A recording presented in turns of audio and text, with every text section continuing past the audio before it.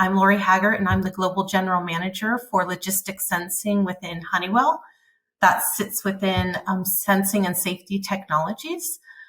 Today, I'm just going to talk to you about Honeywell's journey towards our connected intelligent devices and our path towards digital and software transformation. And I'm going to just talk to you a little bit about some of our milestones and successes and some of the learnings that we made along the way. Hopefully you can learn a thing or two from our journey towards the software and digital transformation. So it's really important before I start and dive right into some of our journey and the learnings to really understand Honeywell. I'm not going to take you through all of what Honeywell is. Most of you probably have heard of us before. For those of you that haven't, it's really important to understand just how large of a company we are so that you can understand a little bit more about the monumental task that we had to undertake in order to start on this journey towards transformation.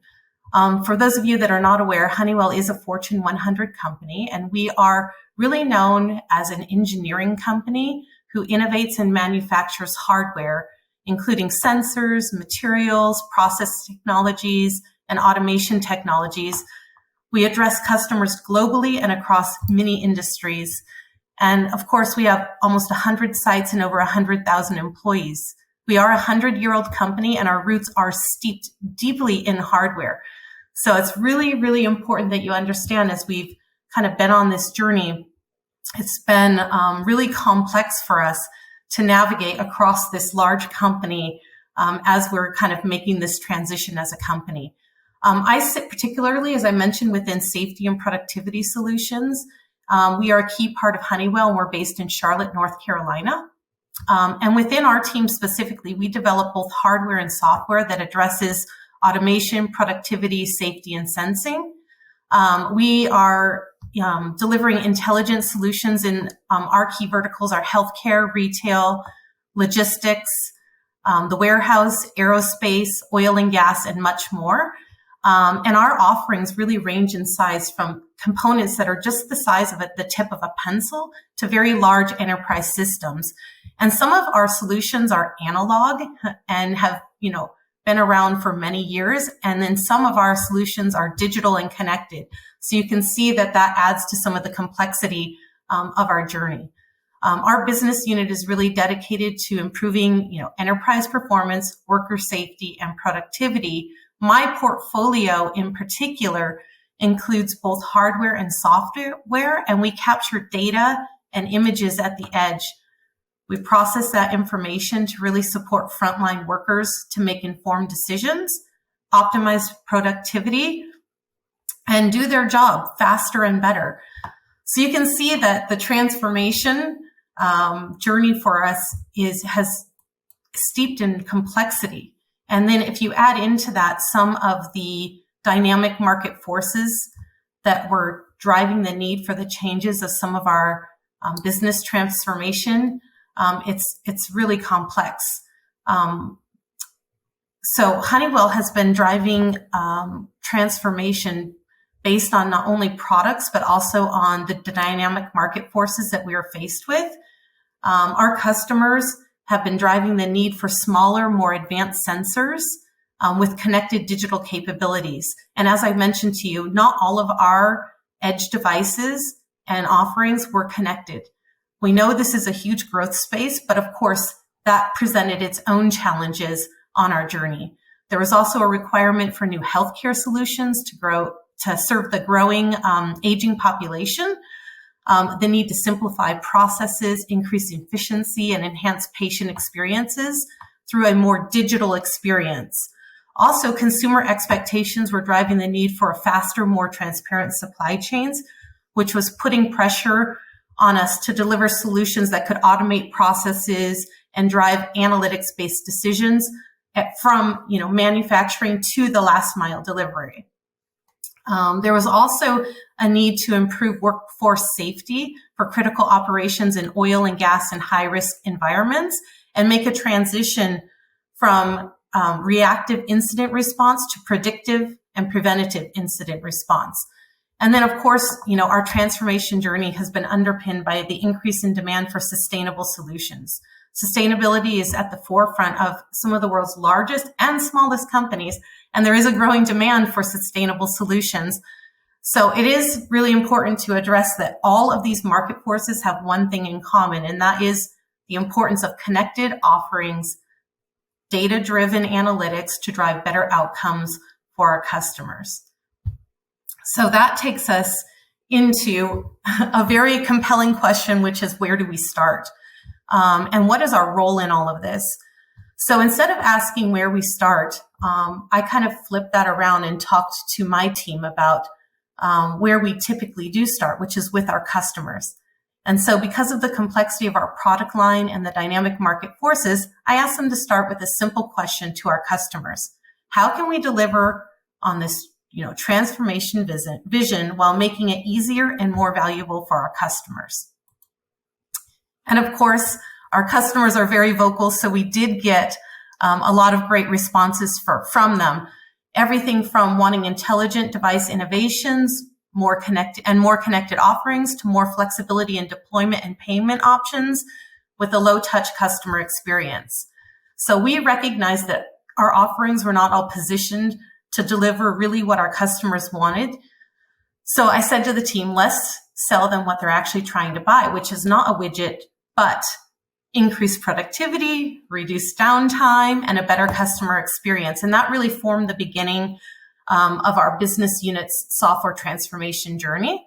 Ultimately, I told the team, the customer doesn't care what products and offerings are solving their problems. They just want a solution to the problem. So we had to shift our thinking and how we thought about how we were delivering to our customers.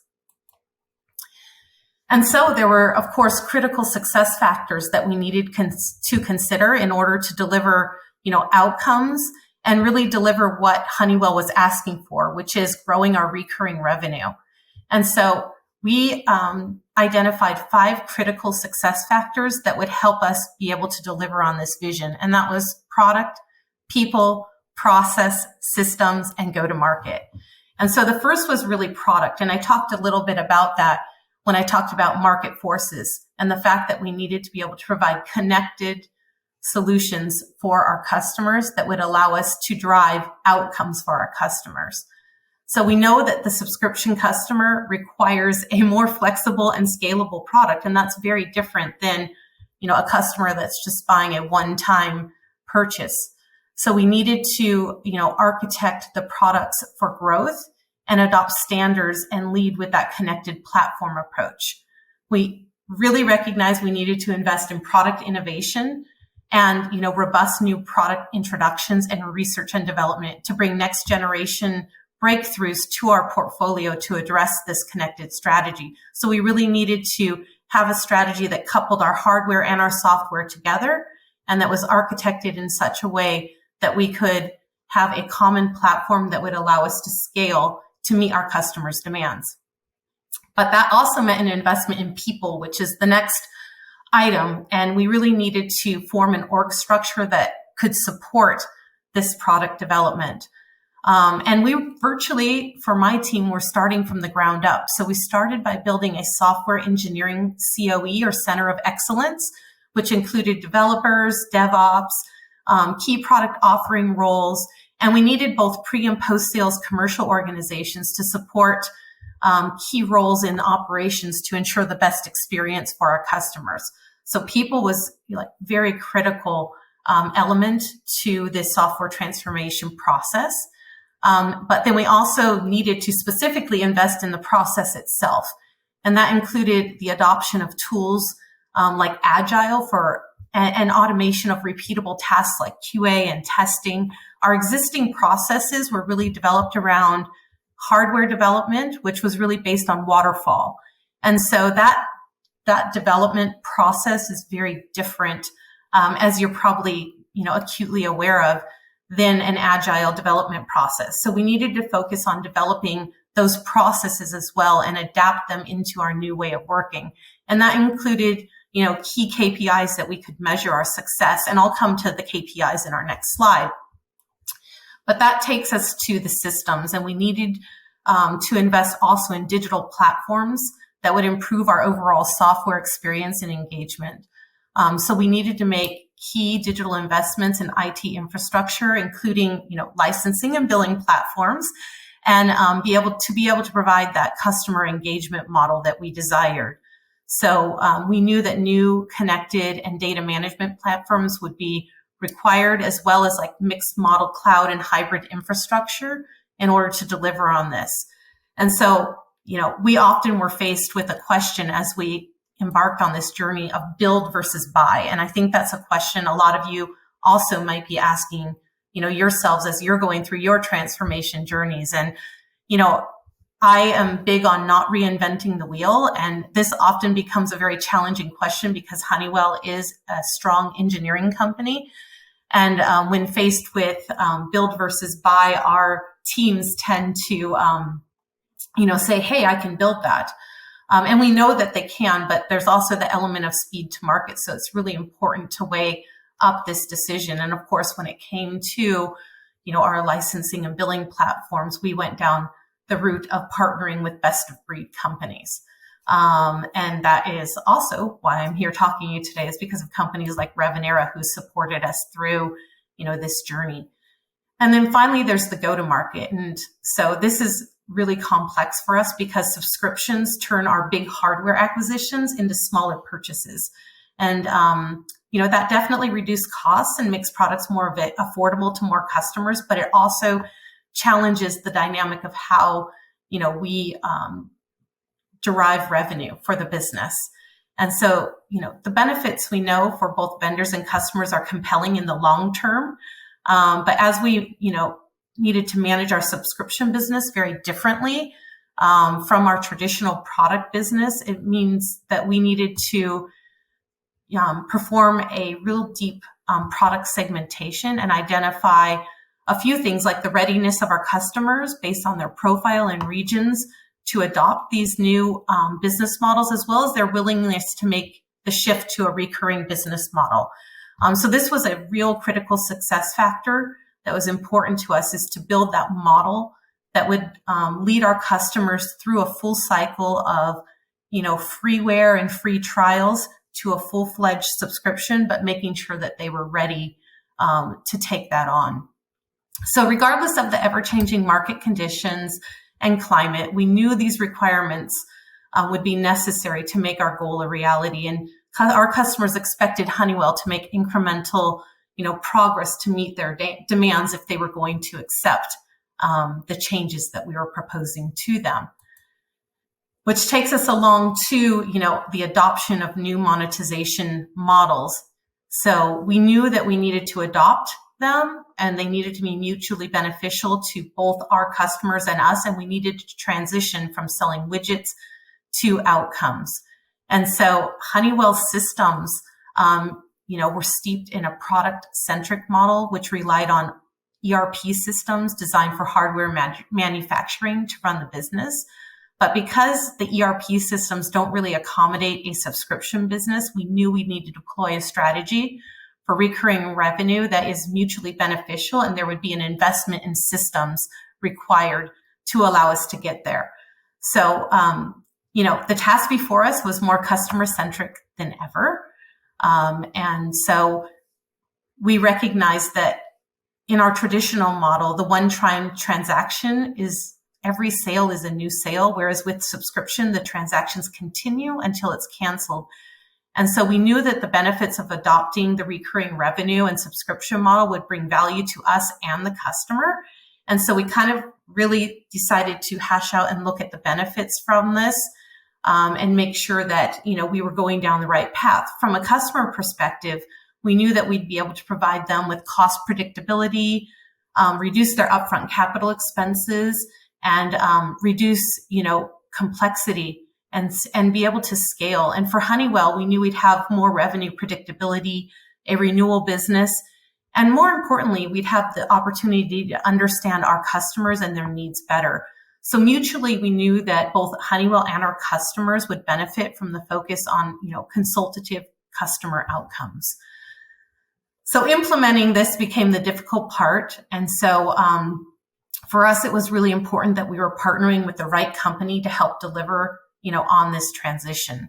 So we needed to really partner with someone that could help us create touch points and ultimately drive value for the customer. So a subscription management solution became part of our transformation journey. And, quite naturally, we needed to be able to, drive customer conversations and interactions, and we needed a tool that would facilitate that. So in the build versus buy, we determined we didn't want to reinvent the wheel, and ultimately we chose best of breed software that would support, this journey for us. I talked a little bit about metrics, and this is really critical for us. What was most important is that the metrics we were capturing were actionable and forward-looking. So as a hardware business, we had typically looked backward at measures of the business, and the subscription model allowed us to look, and act a lot quicker on data. So we built KPIs, to show if, customer retention was increasing, but to ensure we were not leaving money on the table. Fortunately, the subscriptions, generate a lot of great customer data for us. And through analysis, we could get insights into, whether they were actively embracing a solution or kind of giving up on us. And so obviously having the right infrastructure, like in our case, the Revenera solution, has allowed us to measure this. And so it's really critical to consider, the metrics that you want to capture. For us, real-time access to data is critical, as well as forward-looking data. So we measured a number of items, starting with customer experience, the retentions, the renewals and upgrades, other metrics related to use and frequency, number of users overall, products used per customer. We looked at total new customer acquisition. So we really looked at metrics that were showing us if we were getting share of wallet or growing the pie overall. At Honeywell, SADI was critical in all that we do. And so that includes growth in average deal size as an indicator of success, and then conversion rate improvements. Also, one thing I want to talk about is the sales cycle, because sales cycle for us was an indicator of the growth of the sales team's skill set. And that was part of our transformation. We observed that when we initially started on this journey, the sales cycles were much longer. But as we kind of, focused more and more on this, and throughout the journey, we noticed that the sales cycle was shortening as the sales team got more comfortable with selling in this manner. And then of course we measure other things like MRR and churn and free trials. And then the growth in free trials we look at quite regularly, because that's the measure for us of customer interest. And then we look at the number of trials that convert into sales. So that is a really great measure that we look at regularly. Then we look at other things like operational efficiency, including SLA and compliance, which is critically important and can impact customer relationships and subscriptions positively. SLAs and service often are dominant in the interaction with the customer in the subscription model.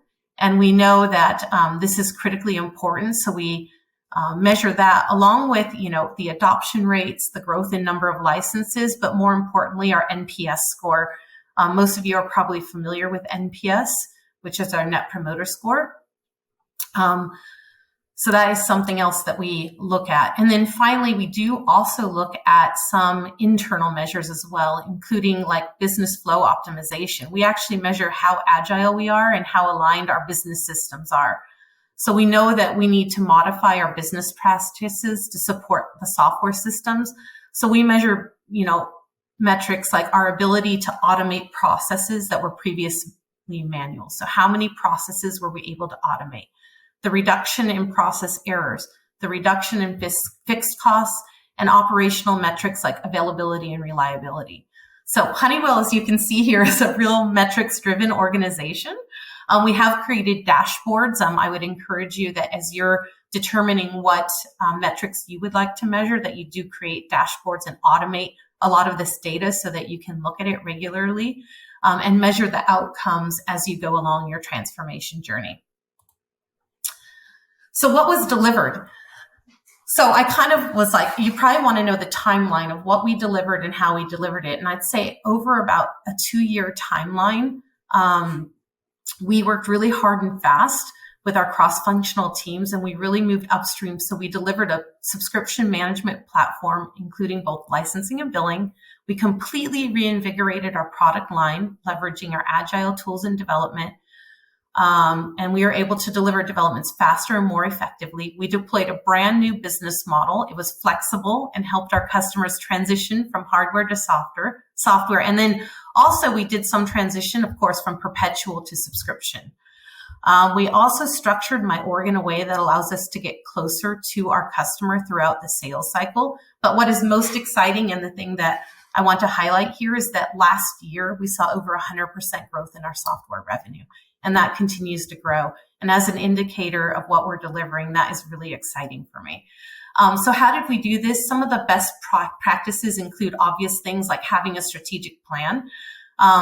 We knew the task was overwhelming, but I actually tell my team, Rome was not built in a day. So we put together a strategic plan, but with bite-sized deliverables. And by working on the levers one step at a time, we were able to make progress towards this transformation. We use great tools that fostered collaboration. We use Jira, Confluence, and other communication tools like Miro boards and Teams to make sure that our teams were aligned at all times. We know that data drives analysis, which produces information that businesses need. So we use that data to understand our customers and target them. So customers in the verticals that we serve, tend to be late adopters of of change, I would say. And as such, it's important that we identified, early who were the customers we wanted to target and segment them. By doing this, we knew who was more likely to adopt the business model, and we really targeted them. We really invested in the customer experience and incorporated, more importantly, all of the changes into the business. So I talked about communication, but we made sure that we communicated both internally and externally, ensuring that there was alignment along the way from the business. And then ultimately, we built credibility through wins. So, and we learned this a bit later on in the process, and we spent a lot more time and effort on amplification, of our wins to the market. And we'll talk to you about that in lessons learned. But that was a critical, best practice that we learned along the way. So what were the lessons learned? Definitely our, transition wasn't all roses, but we learned a lot along the way. And then for both large and small organizations, there's many lessons that I think that you can learn from our experiences.